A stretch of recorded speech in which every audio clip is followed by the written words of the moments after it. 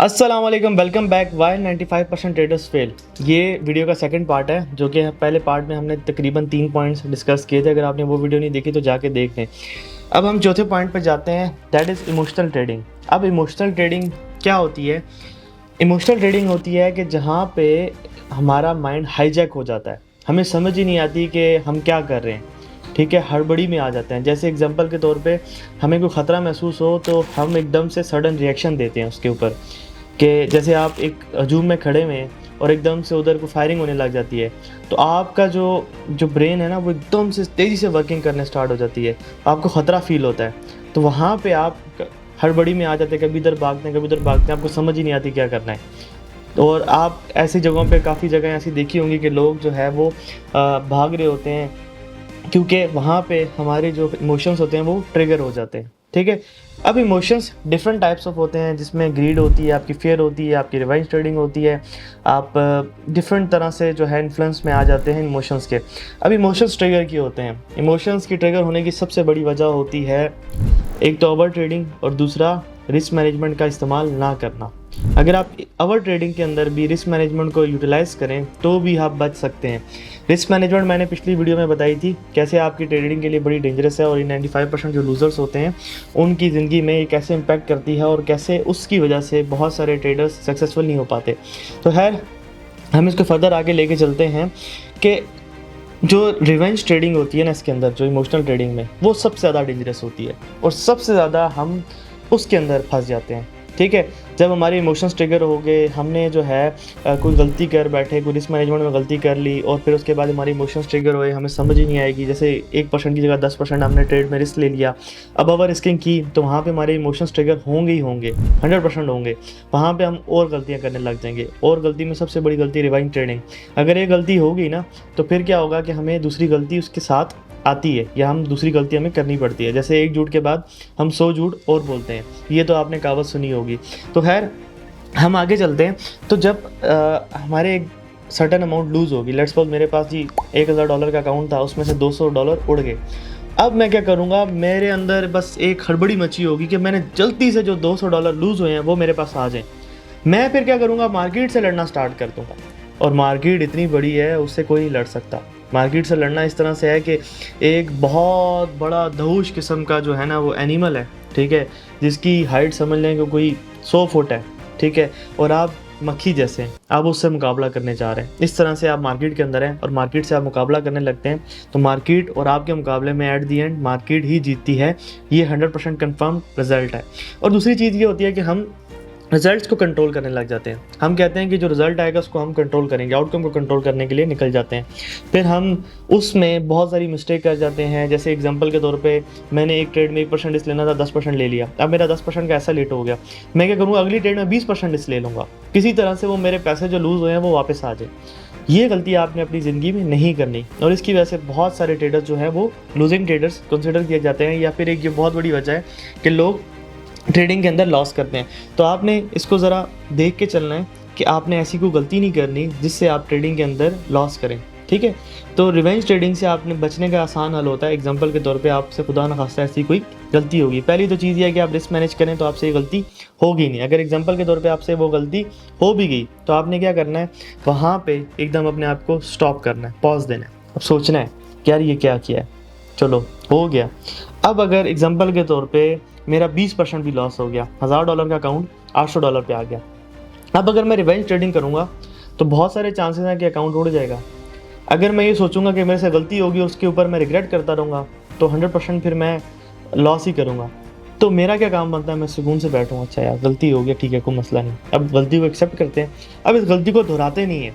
ठीक है, अब हम रिस्क को मैनेज करके आगे चलते हैं और कोशिश करते हैं कि यार इस जो कैपिटल को वापस रिगेन किया जाए। लेकिन $200 का जो लॉस है वो एक दिन के अंदर नहीं कवर करना, बल्कि 1 या 2 महीने का टाइम देने कि यार 20% का लॉस हुआ तो 1-2 महीने के अंदर मैं इसको कवर करने की कोशिश करूँगा। इससे क्या होगा कि आप 2 महीने बाद जब वो लॉस रिकवर कर लेंगे तो आपके अंदर वो प्रोफेशनल हैबिट्स बिल्ड हो जाएंगी, जिससे कि फ्यूचर में भी आप अच्छे ट्रेडर बने रहेंगे। क्योंकि ये एक रियलिस्टिक वे है। अब हम क्या सोचते हैं, हम कहते हैं यार ये क्या हो गया, $800 आ गया, अब $200 का जो है वो लॉस है, अब मैं कैसे इतना वेट करूं, 2 महीने वेट करके मैं अपने वो पैसे जो मेरे पास 5 मिनट पहले थे उनके लिए मैं 2 महीने वेट करूं। अच्छा, ट्रेडिंग है ही ऐसी, आपको वेट करना पड़ता है।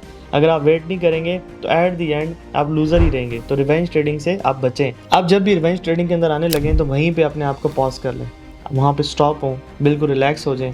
रिलैक्स होने के बाद उस दिन ट्रेड ही ना करें, बल्कि उससे अगले दिन आए मार्केट के अंदर और नए प्लान के साथ आएँ कि ठीक है अब हो गया जो होना था, बस आगे चलते हैं, कोई बात नहीं। ज़िंदगी में फेलियर्स आते हैं, एक्सपेरिमेंट्स होते रहते हैं, बंदे से गलतियाँ होती हैं, हम इंसान हैं और इंसान से बहुत सारी गलतियाँ होती हैं। तो ये उन गलतियों में से एक गलती थी, तो कोई मसला नहीं, आगे चलते हैं। इसके बाद हम अगले पॉइंट पे चलते हैं, विच इज़ के हमारा 5th पॉइंट है। 3 पॉइंट्स हमने पिछली वीडियो में कवर किए थे, 4th अभी हमने कवर कर लिया। एंड 5th इज़ कि हम अनरियलिस्टिक अप्रोच होती है या अनरियलिस्टिक हमारे गेन्स हमारे दिमाग के अंदर होते हैं। अनरियलिस्टिक अप्रोच क्या होती है, पहले मैं उसको डिफ़ाइन करना चाहूँगा। अनरियलिस्टिक अप्रोच होती है कि हम ट्रेडिंग को ओवरनाइट सक्सेस समझते हैं, कि ट्रेडिंग हम करना स्टार्ट करेंगे तो हम बहुत बड़े पैसे बहुत शॉर्ट टाइम में कमाएंगे।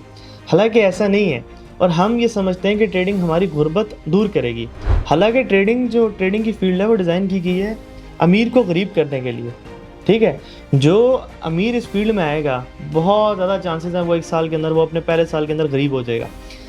अगर वो 2-3 साल सर्वाइव कर जाता है और अपने पैसे बचा जाता है तो उसके बाद जाके वो पैसे कमाने लगता है। ऐसे ही अगर आपके पास पैसे नहीं है, आप ये समझते हैं कि बस अगले हफ्ते में बहुत बड़ा टॉप बन जाऊंगा या बहुत बड़ी चीज़ बन जाऊंगा या मैं बहुत ज़्यादा गेन कर लूँगा, तो ये आपकी अप्रोच गलत है। यही ही अनरियलिस्टिक अप्रोच है। इसी से आप जो है ट्रेडिंग के अंदर मार खाते हैं, और जो 95% लूज़र होते हैं उनकी अप्रोच ही मैक्सिमम लोगों की ये होती है। और इसी अप्रोच की वजह से बहुत सारे ट्रेडर इस फील्ड के अंदर अनसक्सेसफुल हैं। तो एक रियलिस्टिक अप्रोच क्या होती है, अब इसके ऊपर बात करते हैं। रियलिस्टिक अप्रोच होती है कि हम कंसिस्टेंसी के साथ छोटे गेन की तरफ जाते हैं, जो कि रियलिस्टिक है। अब आप सोचें कि अगर हर महीने या हर हफ्ते अकाउंट डबल हो इस मार्केट के अंदर, पॉसिबिलिटी हो इस चीज़ की, तो बड़े बड़े जो लोग हैं जिनके पास बहुत सारा पैसा है, या फिर आप कहते हैं जी बहुत सारा पैसा डबल नहीं हो सकता, जिसमें अगर $1,00,000 डबल हो सकते हैं, $2,00,000 डबल हो सकते हैं, तो बहुत सारे ऐसे लोग हैं जो $1,00,000 $2,00,000 का बिज़नेस कर रहे हैं, ठीक है। डिफरेंट बिजनेस कर रहे हैं, कोई फैक्ट्री लगा रहा है, कोई क्या कर रहा है, कोई रियल एस्टेट कर रहा है। तो वो सारे ट्रेडिंग के अंदर आके क्यों नहीं डबल करने लग जाते? नहीं कर सकते ना, वजह यही है। तो ये चीज़ पॉसिबल नहीं है। तो हमने रियलिस्टिक अप्रोच के साथ चलना है। रियलिस्टिक अप्रोच क्या है कि हमने ट्रेडिंग से पर मंथ 5 से 10% निकालने की कोशिश करनी है। जिस बंदे की अप्रोच रहेगी वो ट्रेडिंग के अंदर सक्सेसफुल हो जाएगा, जिसकी नहीं रहेगी वो उसी 95% के अंदर ही रहेगा और लॉस करता रहेगा, अनसक्सेसफुल रहेगा। क्योंकि अप्रोच बहुत मैटर करती है। जब हमारी तवक्कुआत बहुत ज़्यादा होती है ना, तो हमारे जो डिसीजन होते हैं ना उसके मुताबिक होते हैं। अगर हमारी तवक्कुआत ये है कि 5% 10% कमाना है, तो फिर हमारे डिसीजन इतने बड़े नहीं होंगे, ठीक है। जैसे कि हम बहुत ज़्यादा रिस्क नहीं लेंगे, ठीक है। फिर हमारी जो अप्रोच होगी वो कैलकुलेटेड अप्रोच होगी। अगर लॉस भी होगा तो कैलकुलेटेड होगा। तो इस अप्रोच के साथ हम इस फील्ड के अंदर सर्वाइव कर सकते हैं और सक्सेसफुल भी हो सकते हैं। तो खुदारा इस चीज़ से निकलें कि अकाउंट डबलिंग वाली 1 महीने के अंदर डबल, 2 महीने के अंदर डबल, और जो भी दे आपको बताता है ना आके, उसको तो यकीन करें ब्लॉक कर दें सीधा सीधा सोशल मीडिया पे अगर आपको नज़र आता है, ठीक है। तो इस चीज़ को आपने समझना है। इसके बाद हम अगले पॉइंट पे जाते हैं, सोशल मीडिया। सोशल मीडिया भी बहुत अहम किरदार इस टाइम पे अदा कर रहा है कि जो ट्रेडर्स हैं वो फेल हो रहे हैं मार्केट के अंदर। उसकी जो सबसे बड़ी वजह वो अनरियलिस्टिक अप्रोच ही है, ठीक है। लेकिन सोशल मीडिया इसके अंदर किरदार अदा कर रहा है। सोशल मीडिया एक ऐसी चीज़ है ना जिसको आप अगर अच्छे के लिए यूटिलाइज़ करेंगे तो उससे अच्छा कोई है नहीं, बुरे के लिए यूटिलाइज़ करेंगे तो बुरे उससे कोई है नहीं। एग्जाम्पल के तौर पे आप सारा दिन फ़ोन देखते रहें, ठीक है, और या फिर आप कोई अच्छा कंटेंट यूटिलाइज़ करते रहें या कंज्यूम करते रहें, तो ये आपकी मर्ज़ी होती है। ऐसे ही अगर आप कुछ फेक इन्फ्लुएंसर्स को देख रहे हैं जो आपको बताते हैं कि यार आपने बस 3 महीने के अंदर लैम्बो ले सकते हैं, 4 महीने के अंदर ले सकते हैं, मेरे बस सिग्नल फॉलो करें, ये हो जाएगा वो हो जाएगा, नहीं। अगर आपकी अप्रोच ये है ना 4 से 5% कमाना है, तो उसी के साथ आप रहें, रियलिस्टिक रहें, तभी आप बचे रहेंगे। और सोशल मीडिया को सही इस्तेमाल करना जानें, नहीं तो ये जो है बहुत डेंजरस चीज़ है और आपको बहुत ज़्यादा नुकसान देगी। उसके बाद एक पॉइंट है, बैक टेस्टिंग नहीं करते हम, जर्नल नहीं करते अपनी ट्रेड्स को। बैक टेस्टिंग क्या होता है? कि हमारी जो स्ट्रेटजी है हम उसको जाके पीछे जाके देखेंगे क्या हुआ था, उसका विन रेट क्या था, और फिर उसके बाद फॉरवर्ड टेस्टिंग करें उसकी, आगे उसको देखेंगे क्या रिजल्ट्स ने करें, और हर ट्रेड को जर्नल करें और उस ट्रेड से सीखें, क्योंकि एक विनिंग ट्रेड होती है वो आपको बहुत कुछ सिखाती है और एक लूजिंग ट्रेड भी आपको बहुत कुछ सिखाती है। दोनों से आपने सीखना है और आपका मकसद भी यही होना चाहिए। अगर आप दोनों से सीखने लग जाएं, मतलब अपनी लूजिंग ट्रेड और विनिंग ट्रेड से, तो आपकी जो प्रोडक्टिविटी है वो भी बढ़ेगी और उसके साथ साथ आपका विन रेट भी बढ़ेगा, और जितना विन रेट होगा उतना आप सुकून में भी रहेंगे। ये भी चीज़ आपने याद रखनी है। तो चलते हैं आखिरी पॉइंट के ऊपर, और हमारा आखिरी पॉइंट है इनकंसिस्टेंसी। कि हम सारे रूल्स बना लेते हैं, सारे अपना सब कुछ बना लेंगे, रिस्क मैनेजमेंट के रूल्स, ट्रेडिंग स्ट्रेटजी के रूल, इमोशंस के रूल, सब कुछ बना लिया, लेकिन उसको फॉलो भी करना होता है। तो कंसिस्टेंट रह के उसको फॉलो करना, ये नहीं कि एक दिन फॉलो किया 3 दिन भूल गए। तो कंसिस्टेंट जो बंदा रहता है वही ट्रेडर बन जाता है।